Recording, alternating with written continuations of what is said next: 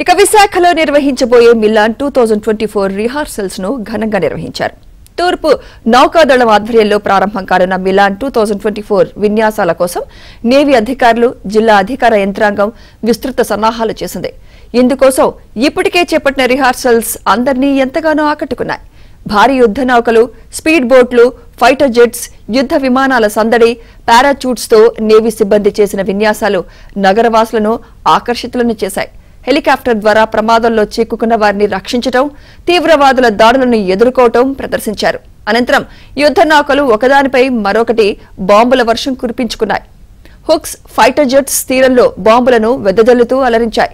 వివిధ పాఠశాలలకు చెందిన విద్యార్థులు ప్రదర్శించిన నృత్యాలు అదుర్స్ అనిపించాయి. Demonstration of courage and skill.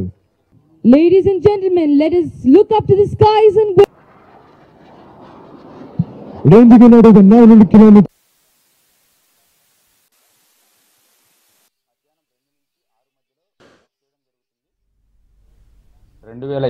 లో భాగంగా మన విశాఖ నగరంలో రామకృష్ణ బీచ్ రోడ్లో కొన్ని రకాల ట్రాఫిక్ ఆంక్షలు విధించడం జరుగుతుంది.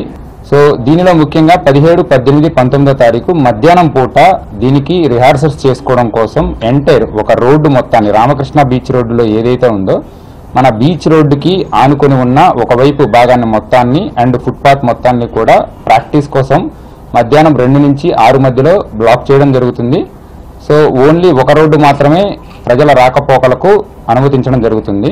దీంతో పాటు ఆ ఆర్కే బీచ్ ఎంటైర్ స్ట్రెచ్లో కూడా ఎటువంటి వాహనాలు నిలపడానికి, అంటే పార్కింగ్ చేసుకోవడానికి ఆ సమయంలో మాత్రం మనం అనుమతించడానికి కుదరదు.